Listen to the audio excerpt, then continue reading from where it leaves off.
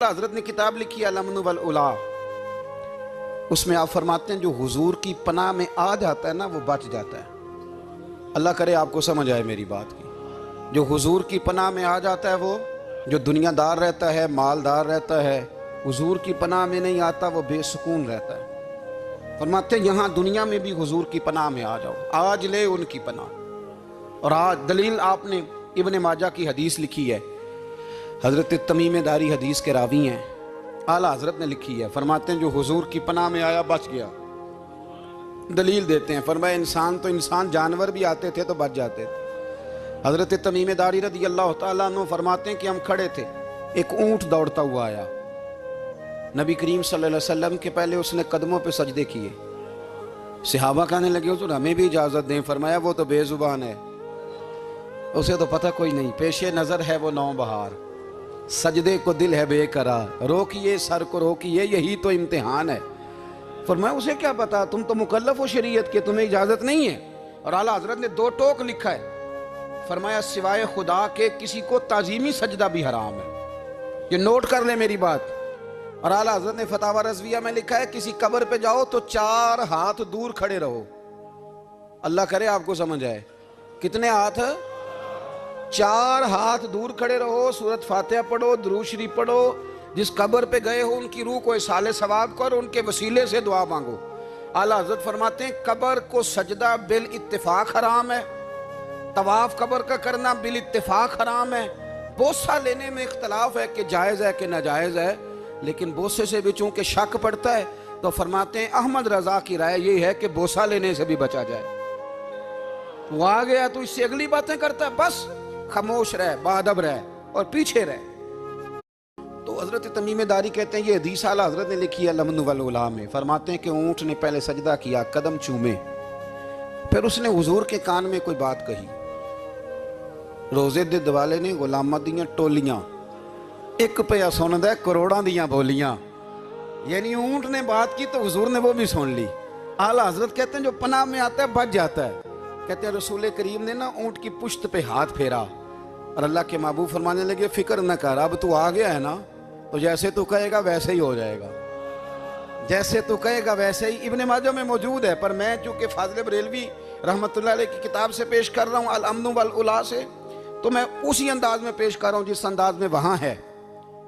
حضرت تمیم داری کہتے ہیں کہ ہماری سمجھ میں بات کوئی نہ آئی، تھوڑی دیر گزری تو کچھ لوگوں نے ہاتھوں میں رسیاں پکڑی ہیں، خنجر پکڑے ہیں، دوڑے آئے، یا رسول اللہ یہ ہمارا اونٹ ہے۔ حضرت تمیم داری کہتے ہیں میں نے دیکھا کہ جب وہ آ گئے نا خنجر لے کے تو اونٹ حضور کے پیچھے چھپ گیا۔ آج لے ان کی پناہ، آج مدد مانگ ان سے، وہ حضور کے پیچھے چھپ گیا۔ تو کہتے ہیں کہ نبی کریم صلی اللہ تعالیٰ علیہ وسلم نے فرمایا کیا مسئلہ ہے بھائی؟ یا رسول اللہ ہمارا اونٹ ہے، ذبح کرنے لگے تھے دوڑا ہے۔ حضور فرمانے لگے وہ تو تمہاری شکایت کر رہا ہے۔ وہ کہتا ہے یا رسول اللہ میں نے برسوں ان کی نوکری کی، برسوں میں نے بڑی نوکری کی۔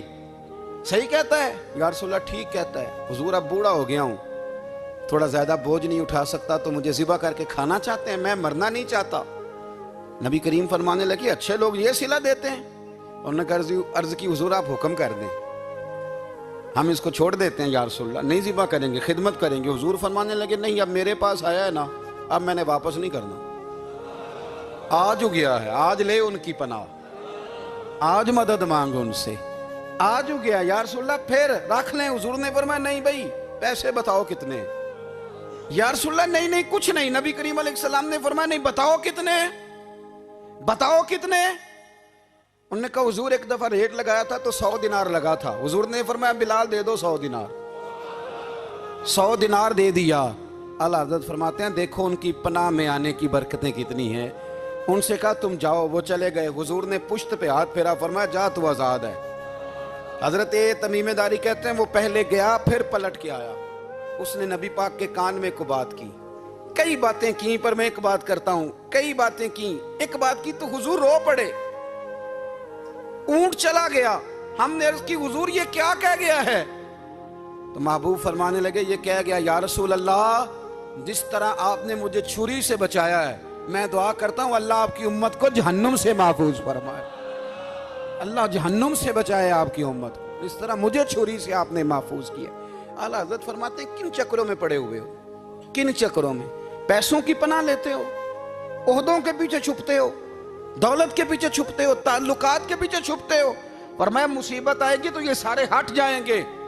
अगर पनाह लेनी है तो मदीने वाले महबूब की पनाह लो, दरवाजा रसूल पे आओ, नबी करीम की बारगाह में झुको, हुजूर से प्यार करो। आला हज़रत फरमाते हैं महबूब का अदब करो, रसूलुल्लाह की गुलामी करो। फरमाते हैं फिर के गली गली तबाह, ठोकरें सब की खाएं क्यों, दिल को जो अक्ल दे खुदा तो तेरी गली से जाए क्यों।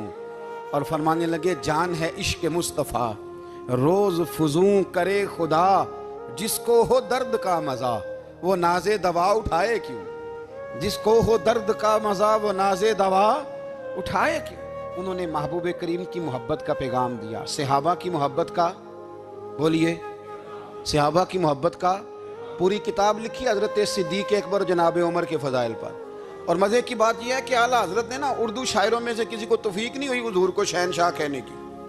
आला हज़रत ने कहा मेरे नबी शहनशाह हैं। दलील क्या दी? फरमाने लगे पढ़ो तिरमिज़ी, हुजूर ने फरमाया मेरे दो वज़ीर ज़मीनों में हैं, दो आसमानों में। ज़मीन के दो वज़ीरों के नाम अबू बकर और उमर हैं, आसमान के दो वज़ीर हैं जिब्रील और मीकाईल। तो आला हज़रत कहने लगे हुजूर वज़ीर तो किसी शहनशाह के ही होते हैं, फिर कह लो ना शहनशाह। तो फिर फरमाने लगे हाजियो आओ शहनशाह का रोज़ा देखो, हाजियो आओ शहनशाह का रोज़ा देखो। काबा तो देख चुके अब काबे का भी काबा देखो, काबा तो देख चुके अब काबे का भी, गौर से सुन तो रज़ा काबे से भी आती है सदा, मेरी आंखों से मेरे प्यारे का रोज़ा देखो।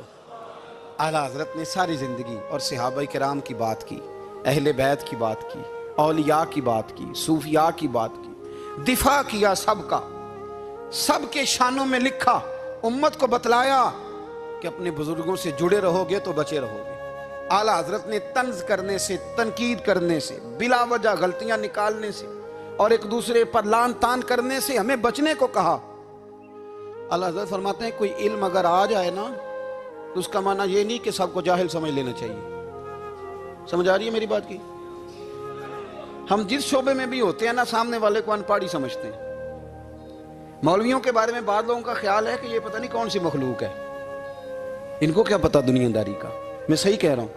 इसी तरह जो मेरे शोबे से ताल्लुक़ रखने वाले लोग हैं वो कहते हैं शायद सारे ताजर दो नंबर तरीके से ही माल कमाते हैं। ये हो नहीं सकता, ऐसा हो नहीं सकता।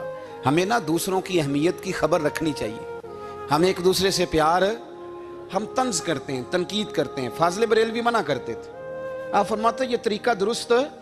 हम जब गलतियां निकालने पे जाते हैं तो माज़अल्लाह इतना ऊपर बन जाते हैं कि माज़अल्लाह सुम्मा माज़अल्लाह अल्लाह रसूल तक पहुंच जाते हैं। आला हज़रत के ज़माने में एक शख्स ने कह दिया नबी पाक का ख्याल आए तो नमाज टूट जाती है। समझ आ रही है मेरी बात की? हम जिस शोबे में भी होते हैं ना सामने वाले को अनपढ़ ही समझते हैं। मौलवियों के बारे में बाद लोगों का ख्याल है कि ये पता नहीं कौन सी मखलूक है, इनको क्या पता दुनियादारी का। मैं सही कह रहा हूँ। इसी तरह जो मेरे शोबे से ताल्लुक़ रखने वाले लोग हैं वो कहते हैं शायद सारे ताजर दो नंबर तरीके से ही माल कमाते हैं। ये हो नहीं सकता, ऐसा हो नहीं सकता। हमें ना दूसरों की अहमियत की खबर रखनी चाहिए। हम एक दूसरे से प्यार, हम तंज करते हैं, तनकीद करते हैं। फाज़िल बरेलवी मना करते थे, आप फरमाते ये तरीका दुरुस्त।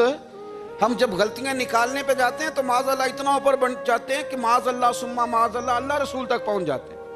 आला हज़रत के ज़माने में एक शख्स ने कह दिया नबी पाक का ख्याल आए तो नमाज टूट जाती है। अकल है ना जी, जहां मर्जी ले जाओ। वो कहने लगा जी मैंने खालिस अल्लाह के लिए पढ़नी है ना फ़लसफ़ा अजीब। नबी पाक का ख्याल आए तो नमाज। आला हज़रत फरमाने लगे तू बड़ा ही पागल है। जब तू कहेगा अस्सलामु अलैका अय्युहन नबी, ख्याल आएगा कि नहीं? फरमाने लगे तू बड़ा ही नादान है।